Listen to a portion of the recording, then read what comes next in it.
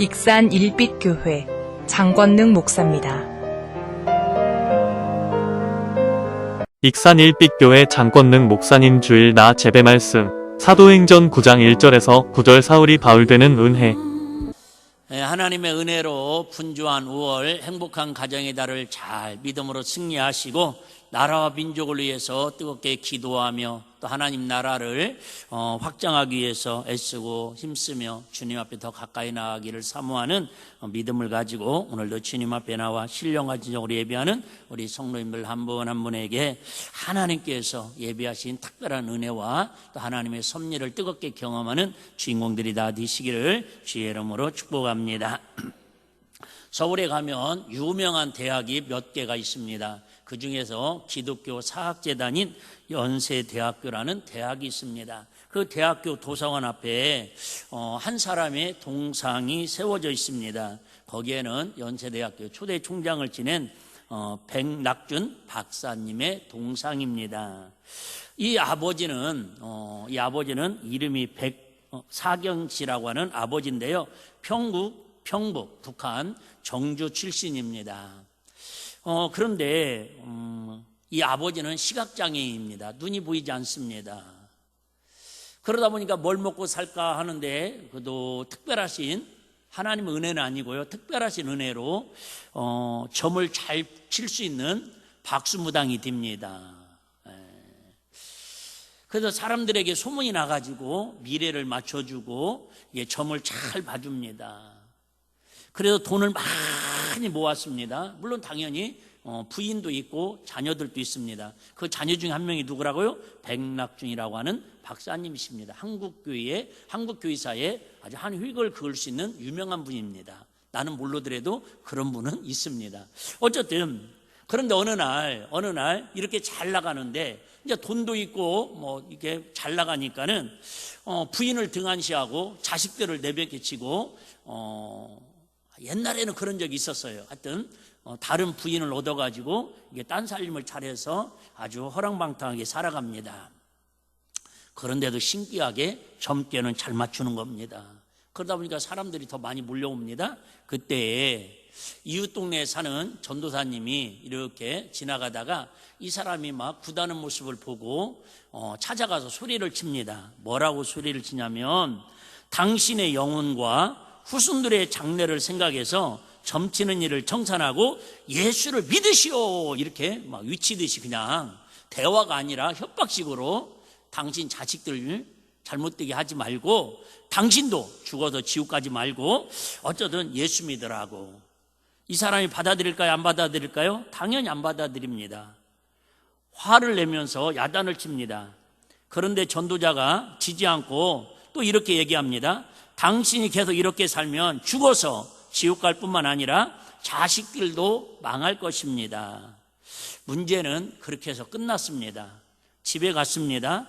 근데 이 백 씨가 잠을 자려고 하는데, 물론 이분은 항상 눈은 감고 있으니까 자는 것처럼 보일 수 있겠지만 잠을 자려고 하는데 잠이 오지 않습니다. 한숨도 잠을 자지 못하고 계속 귓가에서 잉잉잉잉 이명증 같은 소리가 들려옵니다. 무슨 소리를 들리냐면 자식 망할 짓 그만하고 예수 믿고 천당 가시오. 자식 망할 짓 그만하고 예수 믿고 천국 가시오. 이 말이 계속 밤새도록 들려오는 거예요. 이거 어떻게 합니까? 그래서 어쩔 수 없이 아침에 일어나 가지고 바로 교회에 가기로 결심을 합니다. 회개를 합니다. 그리고 점치는 일을 그만두었습니다. 그리고 그동안 모아놨던 재산을 다 바쳐가지고 교회를 세웁니다. 하루아침에 예수 믿고 회개했더니 뭐가 됐어요? 부자가 알거지가 되었습니다. 이 소식을 들은 맥킨 선교사님이라는 분이 교회에 소개해 줘가지고 사찰 집사로, 눈도 안 보이는데 일을 하면 얼마나 하겠습니까? 하루아침에 실직자가 된 거예요. 그 교회 사찰 집사로 청소하고 봉사하면서 사는데 아이들을 교육을 시킬 수가 없습니다. 그래서 이 맥킨 선교사님이라는 분이 이 아들 백낙준 씨라는 이 아들을 공부를 시키고 학교를 보내고 미국에 유학을 보내가지고 프린스턴 대학과 예일 대학 철학 박사가 되고 연세대 총장과 우리나라의 문기부 장까지 지내는 아주 많은 기독교의 또 우리 문교부 그렇던 교육부 어떤 그런 정책에 지대한 영향을 끼친 그 아마 연세대학교의 세브란스 병원에 기부한 사람들이 얼마나 많은지 모릅니다. 우리가 옛날에 유명했던 황수관 박사라고 웃음 박사 있잖아요. 그분 같은 경우도 몇 억을 교수하면서 기부를 했습니다. 그런데 동상 세우지 않습니다. 이만큼 물론 동상은 뭐 좋은 건 아니지만 그만큼 선한 영향력을 끼쳤던 사람이 바로 이 아버지가 빛 대신 예수님을 받아들임으로 말미암아 어렸을 때부터 이 백낙준이라고 하는 이분이 선교사님의 사랑을 받고 미국에 유학을 갔다 와서 선한 영향력을 끼치고 연세대학교 교수와 초대 총장으로 기념하기 위해서 동상이 세워져 있습니다. 오늘 본문에 보시면 우리가 너무나도 잘 아는 어떻게 보면 이제 귀에 이명이 들려올 정도로 사도 바울이라는 사람의 이야기입니다. 설교 제목 따라 한번 해보시겠습니다. 사울이 바울 디는 은혜. 시작. 사울이 바울 디는 은혜. 사울이라고 하는 사람이 하루아침에 인생이 바뀌어지는데 바울이라는 사람으로 바뀌어집니다. 사람 자체가 바뀌어진 게 아니라 유무가 바뀌어진 게 아니라 그 생각과 그 마음과 신앙 고백이 바꿔짐으로 말미암아 인생이 전무한 변화의 삶을 살아갑니다. 즉 어둠 가운데 있던 사람이 어디로? 빛 가운데로 바꿔지는 은혜가 사울이 바울 디는 은혜입니다. 저와 여러분들도 나라와 민족을 위해서 우리 기도하자고 6월달마다 이렇게 외치고 있는데 한 번 정도는 여러분들이 그래도 일주일을 보내면서 숙제 아닌 숙제를 내드리면 선교사님들에 대해서 좀 인터넷 검색이나 유튜브나 이런 것들을 한번 찾아서 이게 보셨으면 좋겠어요. 새벽에도 잠깐 말씀드렸지만 우리나라가 6.25로 인해서 3년 동안 전쟁통에 엄청난 고통과 어려움을 겪었습니다. 그때 16개 연합군들이 우리를 도와줬고 특별히 미국에서 도와줬는데 그 군인들만 와가지고 죽은 사람만 3만 7천 명이랍니다. 부상자는 10만 명이 넘어가고요. 우리나라의 학도병들이 죽은 것은 이루 말할 것도 없고요. 군인들이라. 근데 이처럼 나라를 위해서 희생한 사람들을 기리기 위해서 우리 현충일도 있고 또 여러 가지 그런 기념들을 하고 있습니다. 그런데 정말 이 나라 민족의 선교사님들이 복음을 전하기 위해서 140년 전에 제물포 앞바다에 토마스 선교사님이라는 분이 배 타고 3개월 4개월 걸쳐가지고 우리 미국 갈 때 비행기 타고 13시간 14시간 가는데도 너무너무 쉽지 않습니다. 힘듭니다.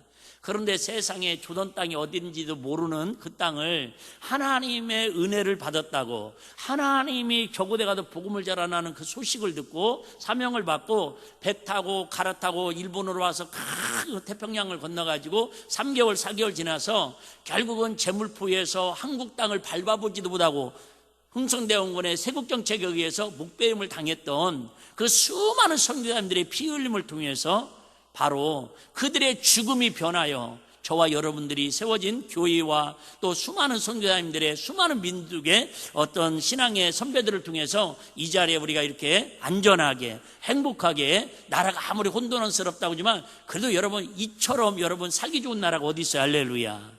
이처럼 정말로 나라와 민족을 누군가가 희생을 해서 이처럼 변화시켰던 것처럼 저와 여러분들도 좀 더 이 6월 한 달을 보내면서 사울 같은 나의 마음이 변화되어서 바울 같은 하나님의 은혜로 나라와 민족을 위해서 더 하나님의 선한 영향을 끼치고 살아가는 복된 주인공들이 되시기를 주의 이름으로 축복합니다.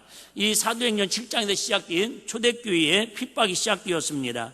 오늘 9장 1절에 보니까 사울이 주의 제자들을 대하여 여전히 한번 따라해 보실까요?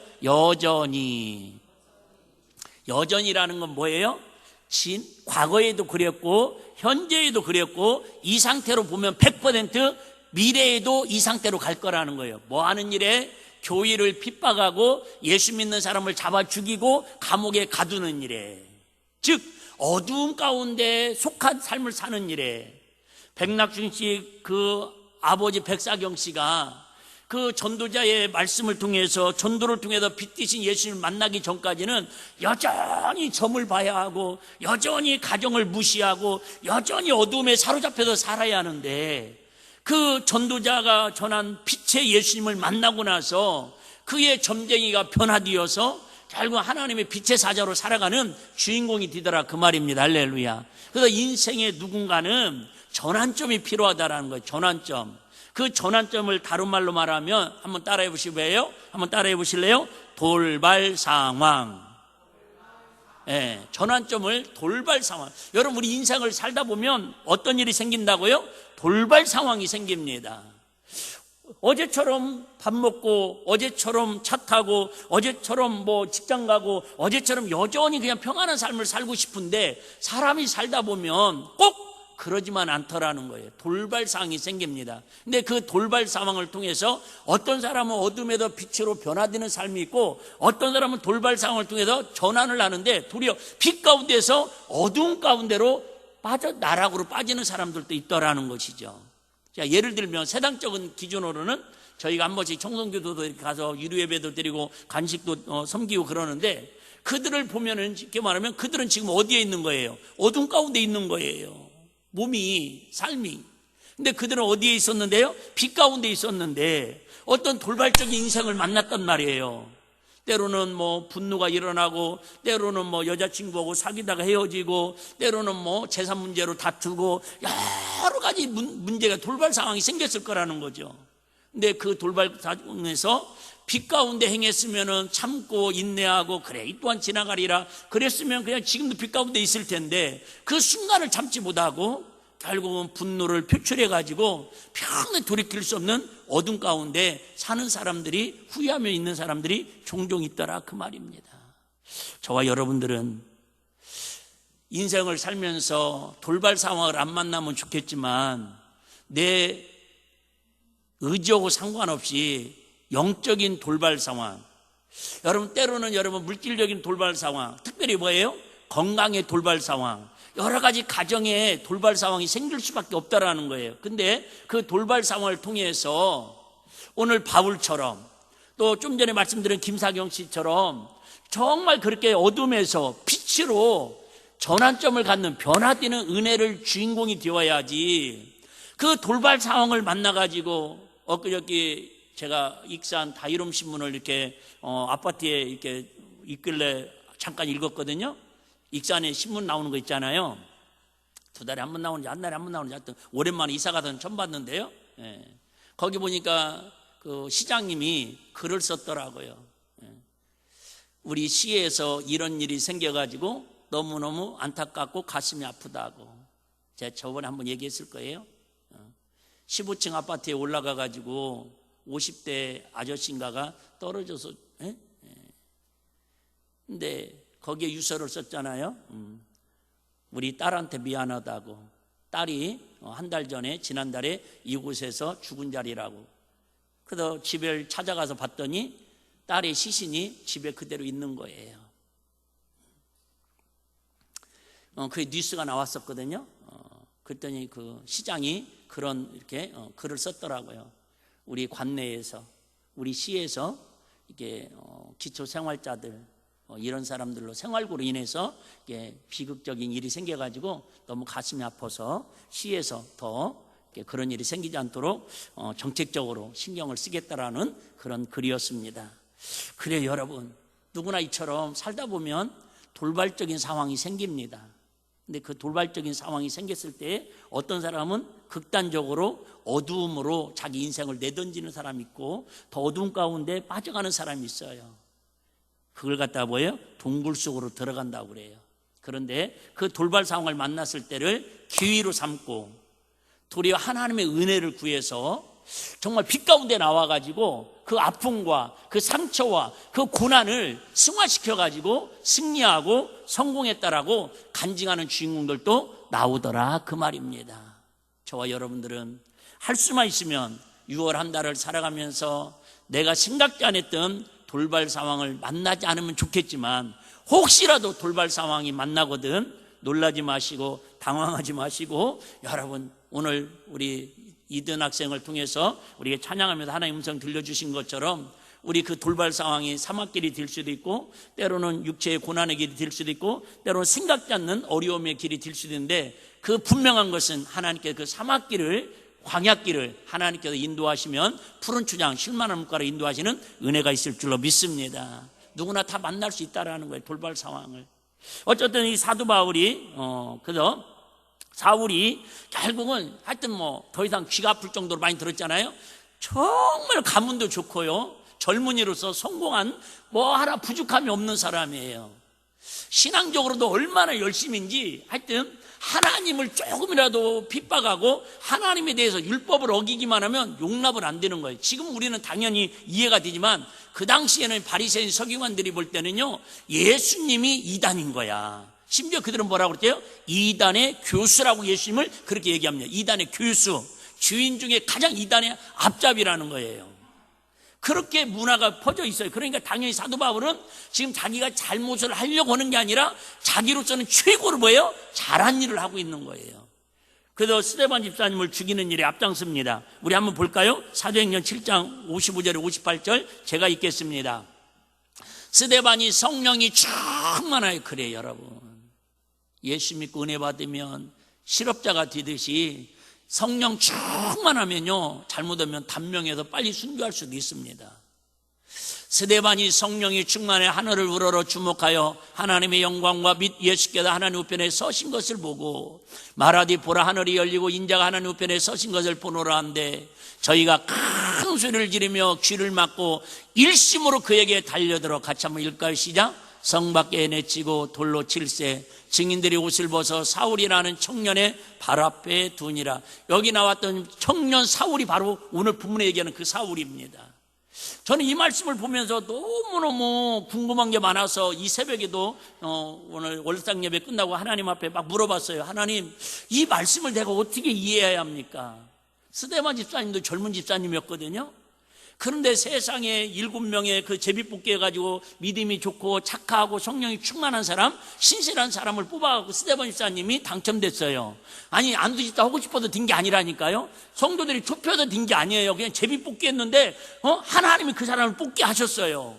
그래서 은혜를 받고 안수받고 나니까 너무너무 좋아가지고요 성령이 충만해갖고 하나님은 복음을 전합니다. 복음을 전해요. 근데 더 그 다음에 신기한 게 뭐냐면 큰 소리로 복음을 전하는데 하늘문이 열려가지고 하나님 보좌가 보이는 거예요. 여러분 이 정도 큰 체험을 하고 이 정도로 하나님의 특별한 은사나 계시를 받았으면 여러분 하나님이 얼마나 특별한 사랑을 받은 거예요. 와우. 그러면 여러분 죽음의 사선에도 구해내 주셔야 하고 지하 감옥에서도 하나님께서 옥군을 풀었더라도 지진을 일으켜서 옥문을 열고 나오게 하신 하나님이 이 정도 젊은이를 이 정도로 성령 충만한 사람을 인간적으로도 여러분 지금 돌에 맞아서 죽으면 손해예요 안 손해예요? 손해입니다. 돌발 상황입니다. 돌발 상황. 아니 하나님이 맘만 먹으면 지금 스데반 집사님을 살릴 수 있을까요? 없을까요? 있잖아요. 이렇게 성령 충만한 젊은 집사님, 이렇게 영안이 열려서 하나님 보좌를 꿰뚫어 볼 수 있는 그런 충만한 사람. 여러분 다른 거 모르게 돌에 맞아 죽으면서도 그 저들의 죄를 용서해달라고 이 정도로 충만한 사람. 죄송해요, 저는요 제가 설교하고 내려가는데 목사님 설교를 그딴 식으로 합니까? 신발을 들어가지고 싸대기 한 대 때리면 나 그분하고 한번 할 것 같아요. 그러니까 저한테 싸대기는 안 때리시겠죠? 근데 싸대기 한 대 때려도 억울하다고 나 저 인간 안 보겠다고 내가 저런 인간하고 내가 목회해야겠냐고 자괴감이 들을 텐데 스데반 집사님은 그 신령한 모습으로 그 신령으로 오직 하나님 말씀만 전하잖아요. 인간의 약점은 1%도 없잖아요. 그럼에도 불구하고 많은 사람들이 돌을 쳐가지고요 스데반 집사님을 저 죽이더라 그 말입니다. 그냥 몇 번 던진 게 위협이 아니라 죽였다니까요. 실제로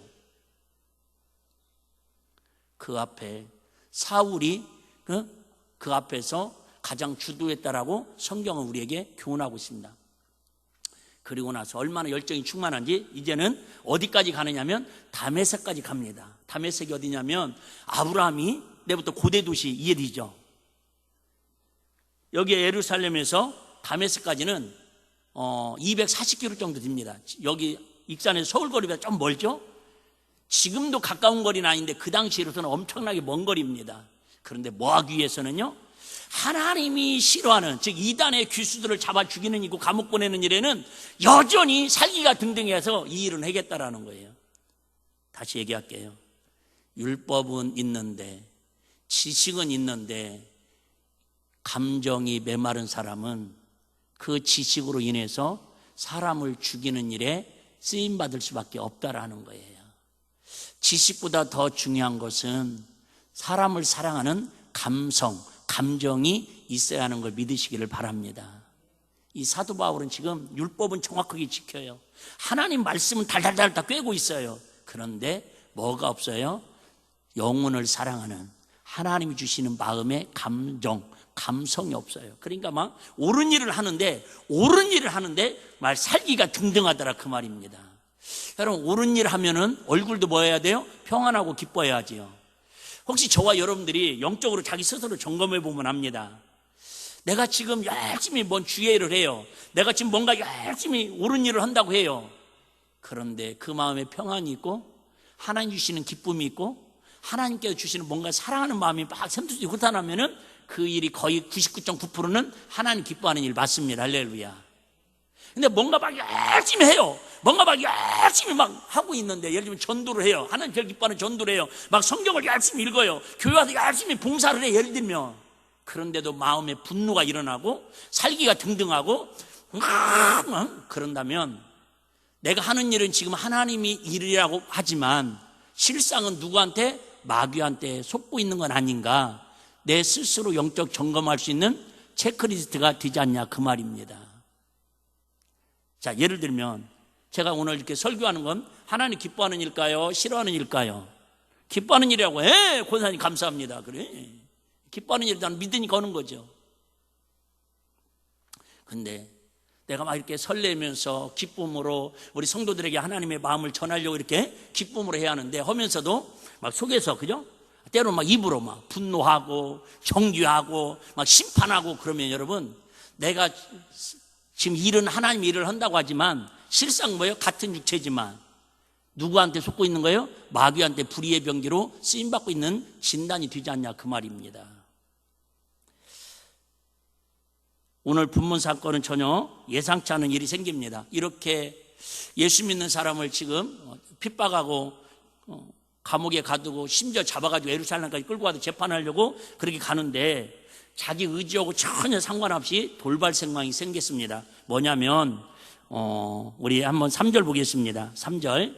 이 돌발 상황이 우리가 읽을 때는 뭐 그러거니 하겠지만 사울한테는 어마어마한 지금 아주 위급한 돌발 상황입니다. 자, 사울이 행하여 다메섹에 가까이 가더니, 그러니까 막 200km 이상을, 240km 정도를 열심히 피곤한지도 모르고 그러잖아요. 여러분, 죄 지을 때 하고요, 하여튼 은혜 받을 때는 피곤한지도 모릅니다. 신기하더라고요.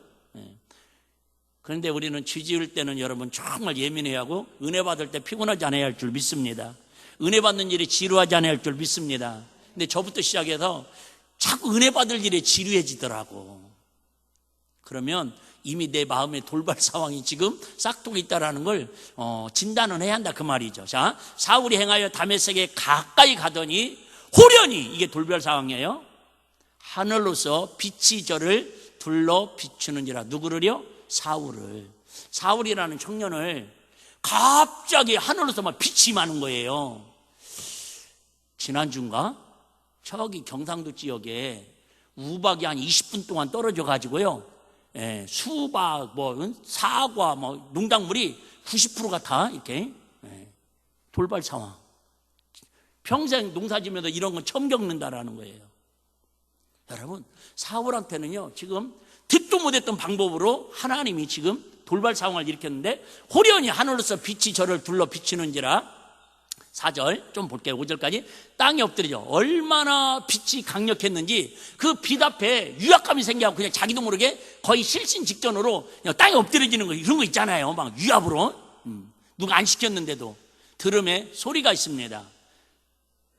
사울아, 사울아, 내가 어찌하여 나를 핍박하느냐? 자, 예수님은 이미 다시죠? 승천하셔가지고 하늘로 올라가셨습니다. 그런데 분명히 예수님의 목소리가 사울의 귀에 들려옵니다. 두 가지입니다. 첫 번째는 뭐가 임하고요? 빛이 임하고요. 두 번째는 음성이 들려옵니다. 새벽에도 말씀드렸지만 어떤 6월 한 달 동안 우리 믿음 생활하면서 둘 중에 하나라도 하나님의 특별하신 신비하신 은혜를 경험하는 저와 여러분 되시길 주의를 축복합니다. 하나님의 음성을 듣든 하나님이 보여주는 환상을 보든 영안이 열려서 그죠? 하나님의 보좌를 보든 뭔가 좀 하나님 특별한 은혜를 경험했으면 좋겠어요. 할렐루야. 뭔가 있어야 믿죠. 있어야 믿죠. 없으니까 흔들리는 거예요. 없으니까. 예? 여러분 우리 집에 금송아지 있으면 여러분 누가 가난하다고 누가 돈 얘기도 안 흔들린다니까. 그런데 없는데 가난하다고 그러면요 막 속이 뒤집힌다니까. 예. 나한테 예수 있으면요 내가 하나님 나라에 확신이 있으면 누가 뭐라고 해도요 흔들리지 않습니다. 할렐루야. 그래요 안 그래요? 맞지 않습니까? 사울아 사울아 내가 어찌하여 나를 핍박하느냐 하시거늘 예수님 물어봐요. 그랬더니 대답까지 해요. 주여 니시오니까 가라 나는 내가 핍박하는 예수니라. 이걸 갖다가 뭐라고 얘기하냐면 한번 따라해 보시길 좀 어려워요. 신학적인 용어로 불가항력적 은혜. 시작. 불가항력적 은혜. 자, 중요한 단어 하나 제가 말씀드렸어요. 불가항력적 은혜라는 건 뭐냐면 왜 우리가 예수를 믿어야만 천국에 가고 예수를 믿어야만 구원을 받고 지상을 받고 왜 예수를 아무리 힘들고 어려워도 다른 신앙 종교 가지면 안 되고 꼭 예수만 믿어야 배타적으로 가르치냐면 여러분 이거 하나만 정확하게 기억해도 이단한테 빠지지 않습니다. 다른 모든 종교는 사람이 신을 찾아가는 관계입니다. 이해되셨으면 아멘? 좀 어렵나요? 내가 누군가를 하나님을 찾아가는 과정이에요. 쉽게 말하면 불교 같은 경우도 여러분 아시는 것처럼 그들이 원하는 건 최고종적으로는 뭐예요? 내가 부처가 될 수 있다라는 거예요. 어디까지 가면 해탈의 경지까지 가면 그러니까 내가 누구를 찾아가는 거예요? 신을 찾아가는 거예요. 그러니까는 산속으로 들어가서 고기도 안 먹고 살생도 하지 않냐고 성철 스님 같은 경우는 46년 동안인가를 자불상을 하고 눕지도 않고 그렇게 막 돌을 닦는다 그 말이에요. 왜? 그렇게 해서 내가 해탈의 경지에 이르면 내가 부처가 된다라는 즉 극락에 가고 자기가 시간에 하나님이 된다 그 얘기예요.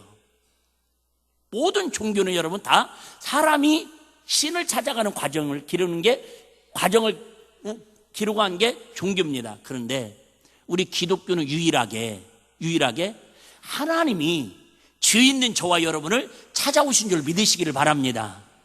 이게 불가항력적 은혜라는 거예요. 내가 그분을 믿고 싶어도 믿는 것 같지만 내가 오늘도 여러분 교회를 오고 싶어도 온 것 같지만 여러분 하나님께서 저와 여러분들을 불가항력적으로 사울이 의지하고 전혀 관계없습니다. 도리어 사울은 지금 예수님을 핍박하고 예수 믿는 제자들을 핍박하러 가는데 불가항력적인 은혜로 찾아오셔가지고 빛으로 오시고 음성으로 들려 사울아 사울아 네가 왜 나를 핍박하냐고 찾아오셨더라 그 말입니다. 그게 예수님이 십자가의 성육신 사건이잖아요. 그 저와 여러분들은 내가 하나님을 찾아가려고 온 게 아니라 나를 찾아오신 하나님의 은혜에 감사해서 그분의 사랑에 감사해서 감사제를 즉 하나님께 고마움을 표현하러 왔다 그 말입니다. 이해되시면 아멘. 저 사람들은 뭔가 진리를 찾으려고 다니는 사람이고 우리는 이미 진리를 만난 자답게 그 진리 안에 자유를 누리기 위해서 하나님 은혜에 감사해서 온 거다 그 말이에요. 이해되시면 아멘. 여러분 이것만 정확하게 단순 명령이 알아도 물어봐봐 여러분 당신을 하나님이 찾아왔냐고 당신이 진리를 찾아도 지금 맨날 진리를 찾아오라고 네? 진리를 만나러 오라고 진리를 내가 해결해 주겠다고 결국은 불가항력적인 은혜 이 은혜를 알아야 저와 여러분들이 뭐 할 수 있어요? 겸손할 수 있습니다. 물론 우리는 살다 보면 망각의 동물이라서 저부터 시작해서 그 은혜를 맨날 내가 오늘도 기도하고 내가 오늘도 목회하고 내가 오늘도 열심히 봉사하고 내가 뭐 하면 된다라고 생각하면서 당연히 살아갈 수밖에 없습니다. 그런데 그걸 계속 토착화시키고 내 마음이 굳어지고 그것이 나의 성이 되면은 결국 예수님이 내 안에서 역사할 수 있는 힘이 갈수록 약해지고 시들어집니다. 은혜가 뭐냐? 은혜가 뭐냐?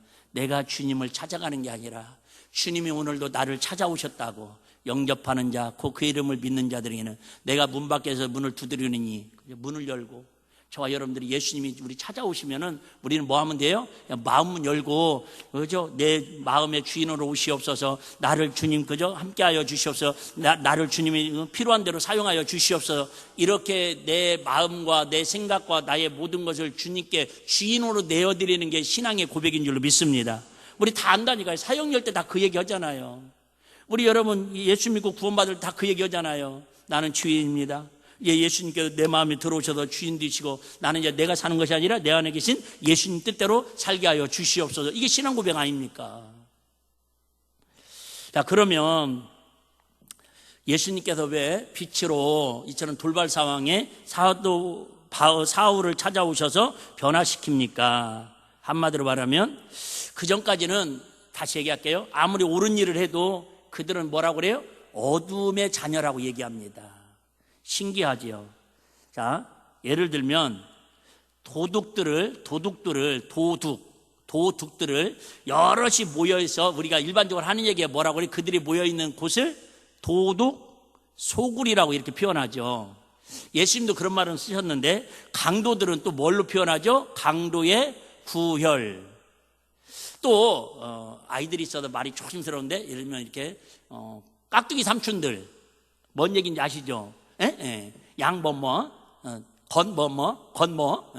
이 사람들은 주로 뭐라고 표현해요? 뒷골목. 여러분, 자, 소굴, 구혈, 뒷골목, 참 어두움을 상징하잖아요. 지금은 무슨 가로등이 있고 막 그러니까 뒷골목도 화나지만은 지금 어떤 비유법이잖아요. 뒷골목은 다 뭐 한다라는 거예요? 어둠, 도둑, 강도, 양아치, 나쁜 불법을 저지르는 사람들을 상징할 때 어둠을 상징해요. 왜 예수님이 빛으로 오셨을까? 왜 우리에게 지금 빛으로 오신 예수님을 이렇게 말씀하고 있을까? 요한복음 1장 1절에 4절 제가 한번 좀 빨리 읽어볼게요. 자, 태초에 말씀이 계시니라. 이 말씀이 하나님과 함께 계셔서 이 말씀은 곧 하나님이시라. 그가 태초에 하나님과 함께 계셨고 만물이 그로 말미암아 지은 바 되어서 지은 것이 하나도 그가 없이는 된 것이 없느니라. 그 안에 시작 생명이 있었으니 이 생명은 사람들의 빛이라. 그 여러분 얼굴에도 그잖아요. 기쁨이 넘치고 행복이 넘치면 여러분 얼굴이 좋아졌다, 얼굴이 막 살이 쪘다 이렇게 표현하면 욕먹습니다. 얼굴에서 뭐가 난다? 빛이 난다. 막 얼굴에서 빛이 나잖아요. 얼굴에서. 여러분 빛이 난다라는 물은 살쪘다라는 게 피부가 좋아졌다는 의미도 있지만은 뭔가 그 사람의 뭐랄까 표현으로 치면 내공이 있다 그 말이죠. 내공. 그 내공이 뭐예요? 하나님의 빛이 들어온다라는 거예요.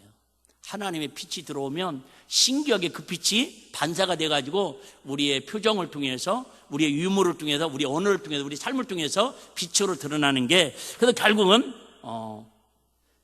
지금 사울이 그렇게 올바른 삶을 살고 율법을 다 지키고 그렇게 세상에서 성공한 것 같지만 영적으로는 뭐예요? 어둠의 자녀라는 거예요. 그러니까 빛 대신 예수님이 오셔가지고 그가 예수님을 받아들이고 회개하고 나니까 그를 뭐예요? 빛의 사자로 빛의 자녀로 땅끝까지 이르러 복음을 증거하는 민족의 지도자로 하나님께 지금까지도 성령 역사에 전무후무한 그런 하나님의 복음의 사도로 우리에게 간증이 되는 역사를 볼 수가 있습니다. 1절 5절 한 번 더 볼게요. 요한복음 1장 5절 빛이 어둠에 비치되 어둠이 뭐예요? 깨닫지 못하더라. 그래요 여러분. 어둠 가운데 우리가 자꾸 이렇게 있는 사람들은요 아무리 빛 가운데 거하라고 해도 그 빛을 받아들이지 않는다 그 말이에요. 우리 아이들이 예를 들면 뭐 이렇게 잘못된 일을 해요. 뭐 게임에 빠져 있어요. 동굴 속에 빠져 있어요. 그러면 막 잔소리를 하고 팻말을 해도요. 아이고 엄마는 나도 몰라. 뭐 세대 차이가 나. 여러분 거기에 빠져나오려고 해요. 동굴에 나오려고 해요. 안 나오려고 한다 그 말입니다. 우리도 마찬가지예요. 저는 뭐 그런 걸 안 좋아하는데 이게 바닷가에서 이렇게 조개를 잡을 때 조개라든지 이게 뭘 잡을 때 뭘 가지고 간다고 그래요? 맛소금을 갖고 간다고 그러더라고요. 맛소금. 맛소금을 갖다가 이렇게 놓으면은 거기를 보고 이렇게 그냥 하다가 나오면 쑥 주워갖고 오면 된다면서요. 여러분, 하나님의 말씀이 진리고 하나님의 말씀이 빛이에요. 하나님의 말씀의 빛이 어떤 사람은 사도 바울처럼 강렬하게 36,000m로 막 찌찌찌 지지는 사람도 있고, 어떤 사람은 이게 희미한 그 정육점에 있는 3볼트짜리 빨간 그죠? 화장실에 있는 그 불빛처럼 아이고 끔뻑 꺼졌는가? 껍벅 이렇게 들어오듯이, 야, 내가 예수 믿는 사람인가? 내 안에는 생명의 빛이 있는가? 그래도 불구하고 뭐예요? 빛이 있어요, 없어요? 있다니까. 근데 전기가 공급되지 않으면 빛이 끝나는데, 어쨌든 전기만 공급되고 있으면은요, 혹시라도 전구가 나갔더라도 그 전구만 바꿔 끼면 또 뭐예요? 껌뻑, 깜뻑, 껌뻑이라도 한다니까요. 제가 우간다 장례식에 갔는데 제일 충격받은 중에 하나가 뭐냐면,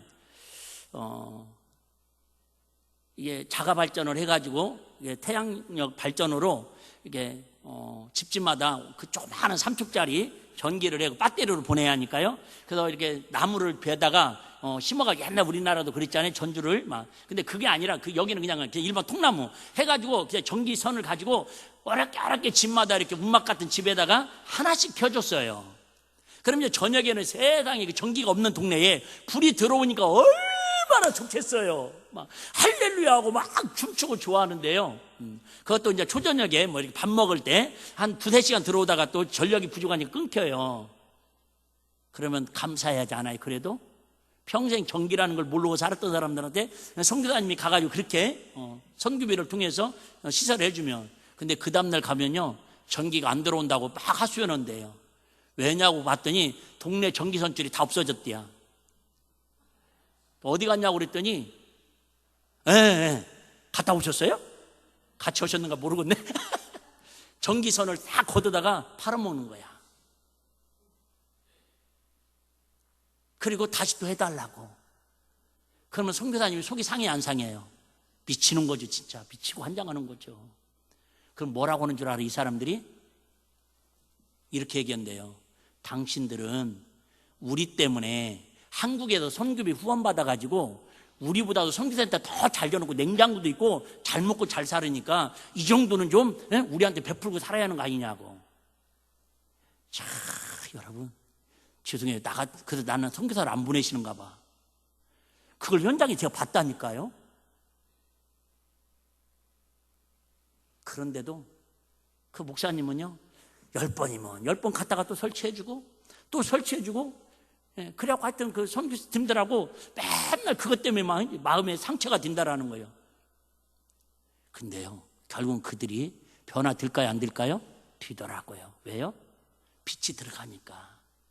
그래서 지금은 학교도 세우고, 여러분 저번에 선물 선교사님 오셔갖고 간증 들었잖아요. 유치원도 세상에 600명씩 모이고, 지금은 병원도 세우려고 지금도 진행하고 있다고 엊그저께도 통화했거든요. 여러분, 그래요. 이 빛이 들어가면 이처럼 그렇게 말도 안 되는 인격적인 그런 사람들도요, 하나님이 바꿔놓으시더라는 거. 할렐루야. 다시 한번 이쯤에서 설교 제목 다시 한번 따라해 보실래요? 사울이 바울 되는 은혜. 시작. 사울이 바울 되는 은혜. 여러분, 사람을 바꿀 수 있는 것은, 근본적으로 바꿀 수 있는 것은 복음밖에 없는 줄로 믿으시기를 바랍니다. 빛 되신 진리의 예수님밖에 없는 걸 믿으시기를 바랍니다. 그렇다면 예수님께 왜 우리를 어둠에도 빛으로 자꾸 나오라고 이렇게 하십니까? 15절 16절 한번 보겠습니다. 15절 16절 보면, 주께서 가라사대 가라, 이 사람은 내 이름을 이방인과 민금들과 이스라엘 자손 앞에 전하기 위하여 택한 나의 뭐예요? 그릇이라는. 아우, 진짜 지금 상태로 봐서는 아우, 진짜 이거 하나만 없애면 교회가 핍박을 안 당하니까 암세포 같은 존재 아닙니까? 근데 하나님은 뭐예요? 더 큰 그릇이 있다라는 거예요. 스데반 집사를 죽이는 일에 앞장서고 교회를 그렇게 핍박하고 예수님들을 잡아 감옥에 가더니 앞장섰지만 얼마나 많은 사람이 억울함을 당했어요. 그럼에도 불구하고 이 사도 바울을 하나님이 빛의 자녀로 변화시키는 것은 나라와 민족을 구원하는 하나님 더 큰 역사를 그리는 택한 그릇으로 하나님 큰 그릇을 그리고 있다라는 거. 할렐루야. 제발 여러분 부탁드리는데, 이 많은 종재기 그릇으로 내가 간장 중재기 그릇이니까 그릇은 이것밖에 없다라는 거기에 사고를 토착화시키는 어리석은 사람들이 없었으면 좋겠다 그 말입니다. 제가 왜 선교를 좋아하고 선교지를 가는 걸 제가 막 설레야 하냐면 어쨌든 그런 데를 가보면요, 제가 갖고 있었던 고정관념이 어쨌든 많이 깨지고 넓어지는 건 사실입니다. 왜요? 우리는 어쩔 수 없어요. 내 몸, 내 가정, 내 교회, 내 나라밖에 볼 수밖에 없다니까요. 사람은 내 몸 아픈데요 뭐. 근데 믿음이 뭐예요? 사랑이 뭐예요?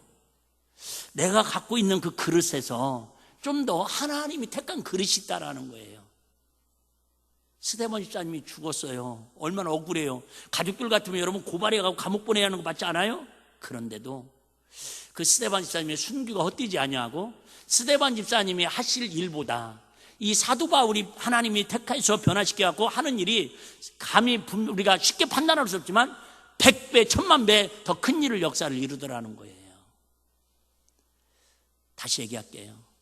내가 못한다고 포기하지 말고 내가 못하는 일을 누군가에게 할 수 있도록 기도하고 후원하지 않는 게 선교하는 마인드다 그 말이. 할렐루야. 근데 한국 사람들은요, 저부터 시작해서 내가 못하면 다 같이 못했으면 좋겠어. 예, 주택복권도 로또복권도 나 안 됐으면 다 국민들이 다 안 됐으면 좋겠어. 예, 솔직히 안 그래요? 예, 그런데 여러분, 하나님이 최소한도 우리 믿는 사람이라면 내가 못하는 것을 누군가가 대신해 주니까 고맙잖아요. 난 진짜 그런 마음이거든요. 난 정치인들 솔직히 꼴보기 싫고요. 왜? 때로는 선거도 않고 싶고 그러지만은 그래서 나는 정치 못하는데 내 대신 어쨌든 국회의원으로 욕먹어가면서도 저렇게 정치해 주니까 그래도 고마운 마음이 있으니까 기도는 하는 거예요. 이뻐서 하는 게 아니라. 여러분 한번 어려운 얘기 한번 따라해 보실래요? 이뻐서 기도해 주는 게 아니라 하나님이 필요하니까 기도해 주는 거다. 시작. 이뻐서 기도해 주는 게 아니라 하나님이 필요로 하니까 기도해 주는 거다.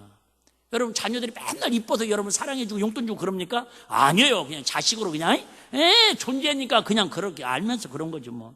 자, 그러면 어떻게 하면 우리가 빛이신 예수님을 더 뜨겁게 만날 수 있겠습니까? 아까 3절에 5절 말씀드렸는데요. 우리 9절 한번 보겠습니다. 9절. 자, 시간 관계상 9절 보겠습니다. 9절.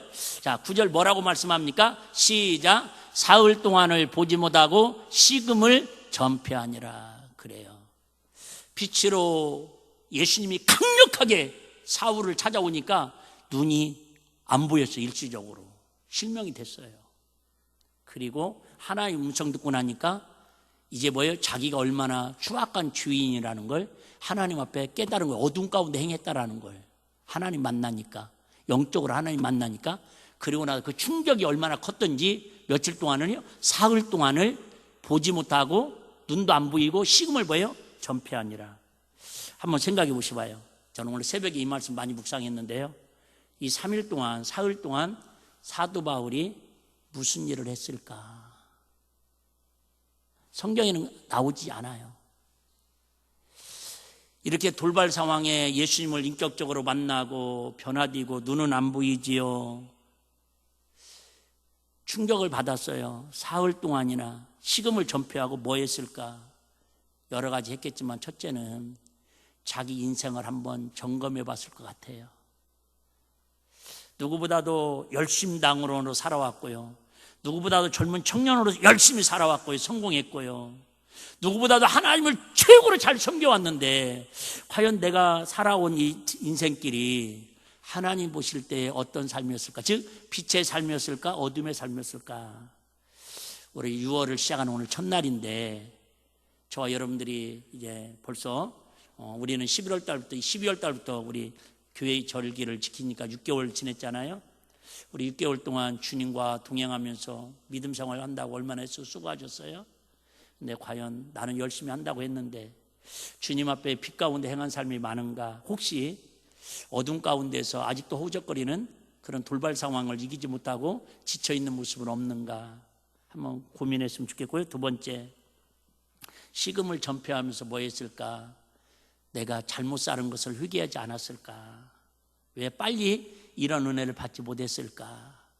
왜 빨리 깨닫지 못했을까? 그런 후회. 두 번째, 세 번째는요, 여기까지만 할게요. 아마 결심을 했을 것 같아요. 다짐을 했을 것 같아요. 그래, 내가 다신 어떤 일이 있어도 어둠 가운데 율법으로 내가 넘어지지 않으리라. 사람들이 아무리 나에 대해서 정죄하고 판단하더라도 나는 사람의 소리 듣지 않고 사울아 사울아 왜 네가 나를 핍박하느냐, 주의 음성만 듣고 빛 가운데 살리라. 그런 다짐하고 하나님의 은혜를 구하면서 결심하지 않았을까. 은혜는, 변화는 돌발 상황을 통해서 누구나 다 맞이할 수 있는데, 그때 돌발 상황, 내가 생각지 않는 돌발 상황을 만나면 사울처럼 혹시 내가 지나온 삶 속에서 빛 가운데 행한다고 살았는데 혹시 하나님이 싫어하시는 어둠 가운데 내 삶을 빼앗기고 살았지는 않은지 한번 점검하시고, 그렇다면 또 하나님 앞에 우리가 철저히 회개하시고, 하나님 내가 좀 더 주님의 나라에 하나님 기뻐하는 진리 가운데 빛 가운데 행하여 사울처럼, 바울이 된 것처럼 하나님 택한 그릇임으로 좀 더 많은 사람들에게 하나님의 선한 영향을 끼치고 살아갈 수 있는 그런 은혜가 있게 해달라고, 일평생 하나님이 내 길을 인도하시는 승리자의 순리자의 길을 가게 해달라고, 빛 가운데 승리하게 해달라고 기도하는 저와 여러분들이 되시기를 주의 이름으로 축복합니다.